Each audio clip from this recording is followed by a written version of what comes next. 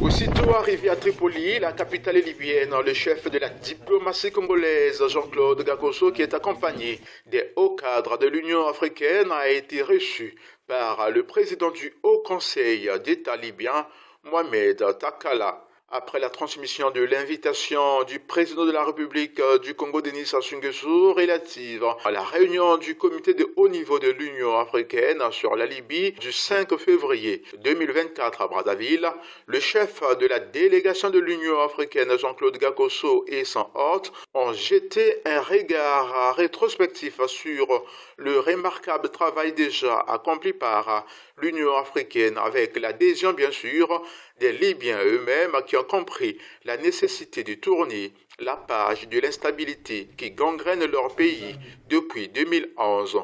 Après quoi, le ministre Jean-Claude Gakoso s'est rendu chez le vice-président du Conseil présidentiel libyen chargé de la réconciliation, Abdullah Al-Lafi, où le même acte a été posé. Et nous avons d'autres contacts qui vont se poursuivre avec le président Menfi. Et chaque jour, la marche vers la tenue réussie de la conférence de réconciliation interlibyenne se confirme, a dit le professeur Mohamed El Hassen Lebat, traduisant son satisfecit.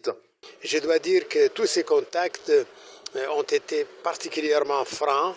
et directs sur les questions qui se posent, et elles ont été sans bercer dans un optimisme béat extrêmement constructif, et donc chaque jour la marche vers la tenue réussie de ce grand événement historique en Libye se confirme, et nous en sommes particulièrement satisfaits.